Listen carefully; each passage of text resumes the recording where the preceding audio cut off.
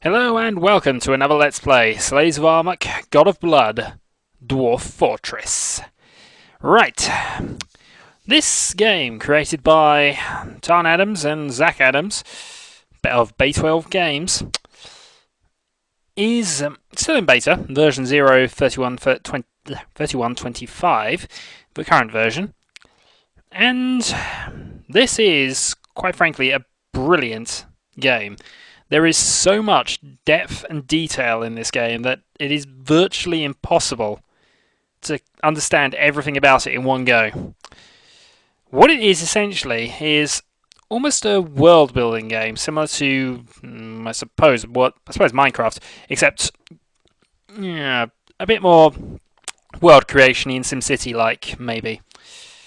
What we are essentially doing is we are taking a group of dwarves, 7 initially, more will come later, and basically creating a fortress. In order to survive, we need to have enough food, drink, and material components. We have to trade and create industries in order to make money, to make our dwarves rich. And later on in the game, we will probably be crushed by some dragon, titan, a balrog occasionally. Some giant nasty which is just going to wipe out our fortress unless we can stop it first. So, without further ado, let's begin playing. Now, fair warning, first video is likely to just be setting up and the initial part of the embarking. I severely doubt we're going to get too far into the game. There are 3 modes. Well, 2 modes, really. Legends goes through the legends behind the world that I've created. I've already created another world in another video. And I've basically set a load of random parameters. We're starting in the year 1050, in the Age of Legends. Adventure mode's quite interesting. It essentially works similar way to NetHack. You have a dwarf, you go out exploring, you get killed by wolves. Every time I've played Adventure I've been killed by wolves, but I haven't really played it that much, to be honest. But we will be playing Dwarf Fortress. Now, we'll have to create a starting location. Now what we want to do is we want a location temperate or cool. Don't want it too warm. In fact, we're getting hotter there. The reason we go temperate or cool is so that goods don't wither and die very quickly. And also, I can use ice to my advantage, possibly. I think it's going to be somewhere around here. Maybe. Let's see what's down there. Is that desert? It's desert. We do want to have woodland area, really. This might be good. There's a little soil, deep metal, flux stone. Ah, now that looks alright. Heavily forested. There's hills. Let's see if I can find somewhere where there is a bit more soil, though. There are deep metals.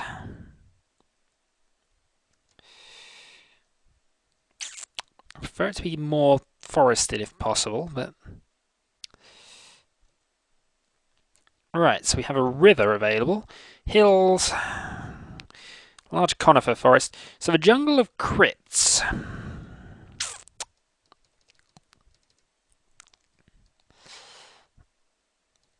I think that's how we're going to go with this.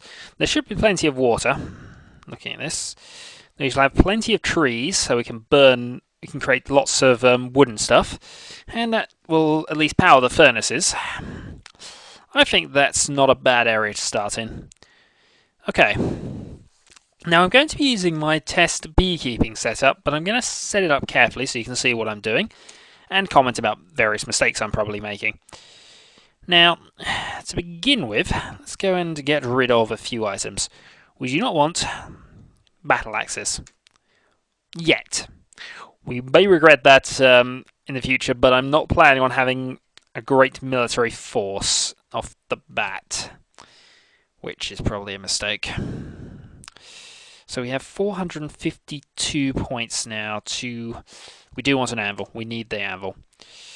Okay. So now we have to give skills to our various dwarves. So first off, we want a proficient miner and another proficient miner. Being proficient means that they will almost always get some form of stone or metal or gem when they dig out an area which has it. It also means that because they are 10, they are going to dig very fast. They will have other jobs though, and this is something that is... I do agree with giving them other jobs. You can't have them as just miners, because there'll be certain situations where I don't want to mine anything. I'll have plenty of stuff and I want them doing other things. So this first one is going to be our mason. It's an important job, and really you shouldn't have miner and mason together really, but we're still going to do it because the way I've got my things set up, I can't really juggle it around at all. He'll also have a point of engraving, which is a useful enough skill for later to make things look pretty, but it's not overly important. For similar reasons, he's going to be our soaper, because soap is used predominantly for medicine. So as long as we have supplies around, it's not an important job, but it's something we need to have around. It'd be useful. Not necessary, but useful. This guy will be our stone crafter and our metal crafter. No, actually, do we want him as that? No, he'll be a metalsmith. And also, he's going to be our mechanic. In fact, that's probably more important than metalsmithing.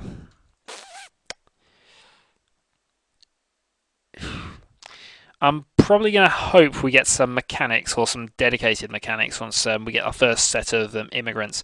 But for now, we only really need floodgate controls. We shouldn't need anything more complicated, so we don't need too many of them. Now, number 3, you are going to be our woodcutter. You're also going to be our furnace operator and our wood burner. And that is essentially what your principal jobs are going to be. Do I raise them up to 889? I've got this written roughly out on paper, but I have scribbled over it a few times trying to work things out. I think you should be our gem cutter, because I don't think I've got one. I would make you a gem setter and gem cutter, but I prefer the gems to be cut well, because they can be sold. As for gem setting, it's not as important as gem cutting, really. I might argue that one later, but that I think is how we're going to set it up. Now, you are going to be our backup woodcutter, 1 level, but you are going to be our carpenter. You are going to be proficient in carpenting. The reason for this is that every dwarf sleeps in a wooden bed. If the wooden bed is of superior quality, which he's got more chance of doing if he's proficient, that will make the dwarves happy. Therefore, every dwarf will have something that makes them happy around. And besides, he's going to be building all the doors. So that's a good plan. He'll also be our weaponsmith and bowyer. Or bowyer. Which is nice little backup jobs, but he's predominantly going to be carpentry. This guy, then, though, is probably more important than him. He's going to be our brewmaster. However, he's also going to be our beekeeper, because beekeeping's a new one, or at the very least, is new since I started playing this again recently. So I'm going to try it out, and this is probably the one... We'll keep him competent for now. Give him a point of herbalist, because that's the first thing I do is normally find some random herbal stuff, but it's not overly necessary. He will be a brewer. Probably want to be a bit... All dwarves need alcohol to make it through the day. Alcohol is very important, even more important than food in some cases. And let's go with this. Beekeeping, we'll get him out to adequate. Grow or brew? Or do I make him the waxworker? No. We'll have him as the skilled brewer, as opposed to a skilled grower. I think that's the best way of doing it, really. Now, you are really more of a jack of all trades. You're going to be our building designer.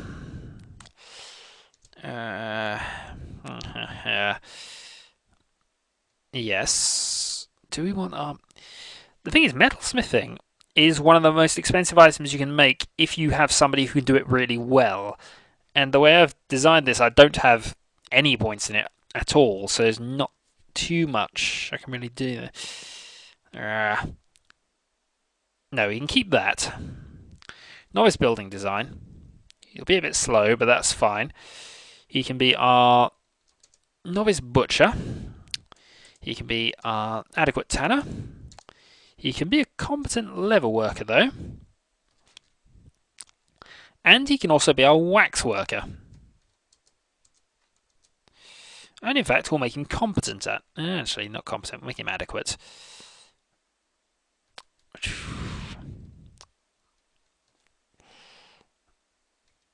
Animal dissector as well, actually. So he has some skills in doing all of that. Do I have his animal caretaker? No, we'll go with that. Let's not confuse the matter. This guy is essentially going to be our doctor. I've tried playing this without a doctor, and I can tell you one thing. It never works out. Never. So he'll be our wound dresser, diagnostician, surgeon, bone doctor, suturer. And we're going to add him a point of diagnosis, so he's a bit better at that. He's also essentially going to be our leader of the expedition. Really, so he's going to be our record keeper. You need a record keeper in order, because he basically controls the status menu. He'll be an appraiser, he'll be an organizer, and he'll be a slightly better appraiser, I think. No, actually. Persuader? Yeah. Liar? No, we won't have him being a liar. We will have him as an appraiser. So, that is our group done. Now let's get back to the items. Now I sold, or rather didn't choose, the axes, because you can actually cut down trees with training weapons. However, as they are training axes, they are useless as being actual weapons. Still, that's not a bad thing to do. I'm going to cut these down to 3 to give us some more points to work with. And I'm going to cut down... I'm going to cut out the dimple cuts and instead have plump helmet spawn. I'm in fact going to cut some of the plump helmets down to 10. Buy some more spawn. We'll need to farm quite quickly, but we've got plenty of seeds at least. Now, what else do we want? We want crafts, toys, flutes, cages, barrels. Let's take some barrels. 2. Let's take... Oh, lie. You need this to make soap, so we'll take 10 of it. Oh, I know where we've gone. Where's the... not bags, backpacks, quivers. Ah, here we are. Now, we want whatever's the cheap here. Siltstone, diorite, quartzite, I think. We'll take a couple of hives to be in our beekeeping business. We can always make more. And also, we're going to take some Gabbro jugs. Or a Gabbro jug, anyway. So, that is us set up, I believe. We have 60 alcohol. We'll need to make some more of that, I think, before we finish. We have some buckets. Probably don't need those, actually, thinking about this. Sometimes they're useful. Sometimes they are, but... No. We'll have some buckets. Let's not gamble with this. Just have 2, though. It's just storage devices, really, but still could be useful. And can we actually take any leather? Take some cheese. Gypsum powder, crafts, toys, instruments, tools.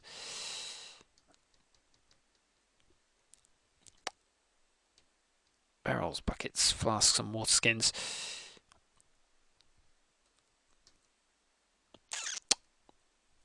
I'm just trying to work things out at the moment, and I think what we shall take last.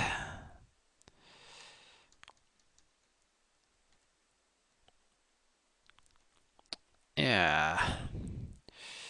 Take some cloth with us. Some ammo. In fact, yes, so we're going to take some ammo. We're going to take 5 sets of bolts, and I think they are sets of bolts, because you never know when they might be useful. So, that is us done. Let us embark. You have arrived. After a journey from the mountain homes into the forbidden wilderness beyond, your harsh trek has finally ended. Your party of 7 is to make an outpost for the glory of all of Lidlithast. There are almost no supplies left, but with stout labour comes sustenance. Whether by bolt, plough, or hook, provide for your dwarves. You are expecting a supply caravan just before winter entombs you, but it is spring now, enough time to delve secure lodgings here. The grizzly bears get hungry. A new chapter of dwarven history begins at this place. Yeah, slightly odd. And we're at Gloved Souls. Strike the earth. And immediately we pause and sort that out. So let's have a quick look around. We have a lake up there. Quite a few lakes, actually, conveniently. And it seems like we're at upper level, comparatively, which isn't necessarily a problem. Fortunately, this does allow us to see what this type of thing is. Peat, not that great if we're honest. Doesn't seem like there's any gemstones around. Sometimes with this you can see where some of the obvious gemstones are. Well, we got plenty of little water areas.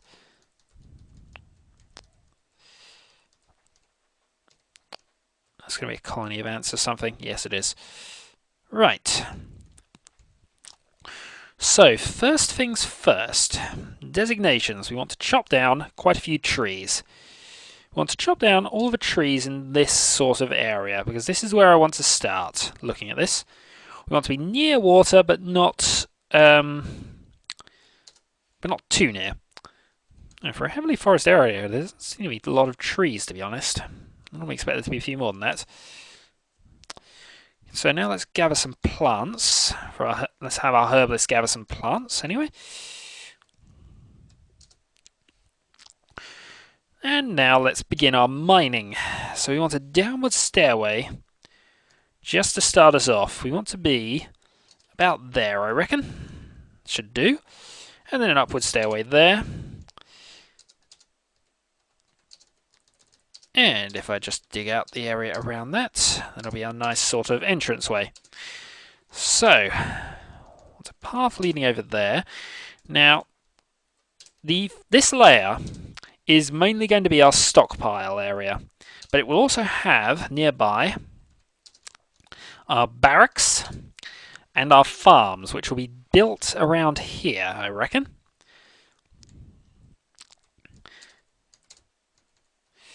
So we want to set up the stockpile rooms.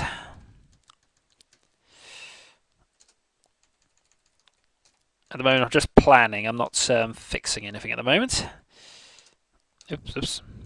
Cancel that.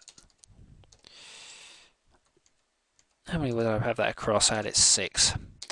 I know, symmetry in all things. I don't know why I'm obsessed by it. But those 2 are going to be our main stockpile rooms, and I think they should be wider, actually.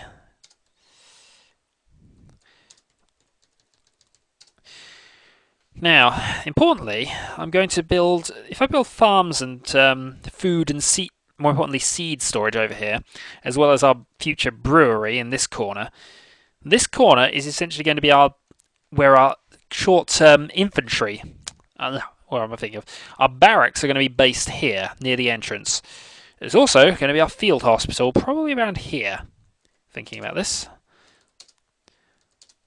So that will be our field hospital, probably a bit bigger, really. So then our barracks area is there, with a bit of expansion here because we can. There's then going to be... That's going to be the office for the for our medical dwarf, which will be a nice little area for him. I'll expand that a bit. And that will essentially be an archery butts once I found out how they work, actually. But that's our little barracks area. Now, importantly, if there's going to be beds there and there, we probably want the dining area nearby. But that's not a problem, we can put that over here. For now, though, I want to work this out here. Now, if we flood from probably this one, this is where we want to flood from because it seems larger. So our farm is essentially going to be here. So that is our plot of, that is our bit of farmland, which we will need to floodgate up. The farmland will need its own sort of storage area here, so that's going to be a seed stockpile. And our food stockpile will be, assuming we can do that, this will be our food stockpile. Or our first food stock. Actually, no, we can have the food stockpile. That might be an expansion to farming if we do that. Our food stockpile can be there. Because what we can then do... There's not a lot of room for it, but we can do it nonetheless. Is have that as our main dining area. So, once that's in place, what we want to do is set up for... Yeah, I told you that most of this video would be planning without anything actually happening. Now, this is going to be 2 additional storage areas here, and these are important. One of these is going to be wood. The other one is going to be finished goods. And then, both of them are going to have ways down. Downward stairway. Where are we, Jay? Now, the reason for this is, if we've got beds here, and if we expand our little storage area around the pond, yeah, that'll work to an extent. If we expand our sort, so we have sort of our main bedding and communal living quarters around here, we want our workshops to be as far away as possible. So our workshops will actually be based down a level over here, because they can be disturbed by by the noise. So hopefully this should be far enough away once we have doors. Connect those areas up. And then go and do this.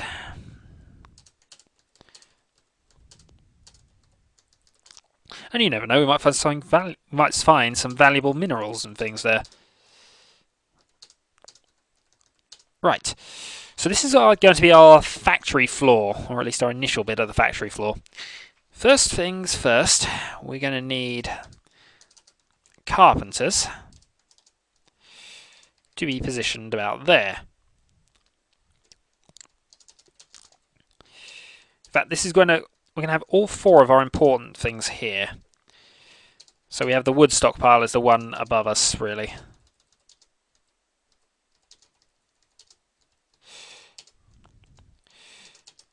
Yep, that looks nice and neat and ridiculous. Perfect. Right. Now that we've been doing this for quite a while, let's actually get the dwarves into action. How long have I got, really? 2 minutes. So now the dwarves are going to go off and do their things, all except for these 2. Now, you're a crafts dwarf. What are your actual jobs?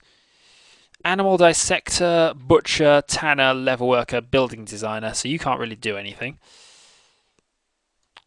Once it finally gets off of the... Yes, surprisingly I'm not interested in that. I'm after the other one. the expedition leader, who is also, obviously, our doctor, who has no job for the moment. The doctor will be one of the few people who gets his own room.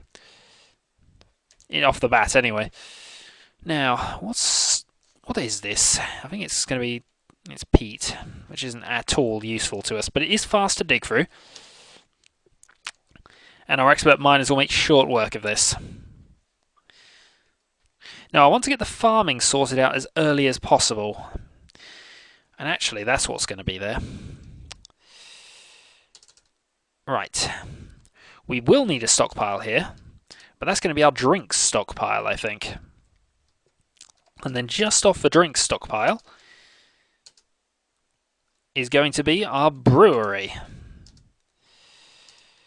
All dwarves need alcohol to get through the working day, and that's what its job is. And I'm probably going to forget most of what I wanted most of these places to be by the time we're done. There we are. And we'd also go busy... Actually, I don't want them building all of that, really. Let's at least stop there. I'm trying to sort of herd the dwarves into digging what I want, but they're fairly automated. Most of the things are in this game. You can change what jobs they do.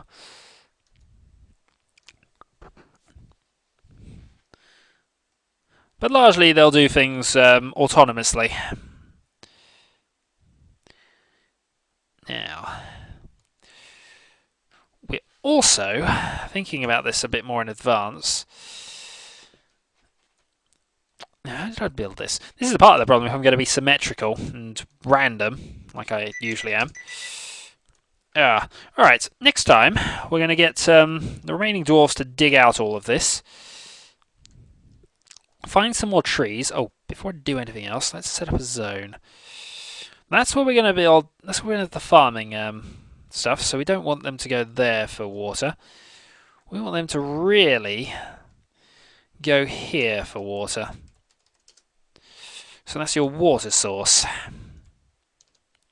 And I really hope there's no big nasty things that start spawning there, because that would depress me. In any case, this is Dwarf Fortress. Until next time.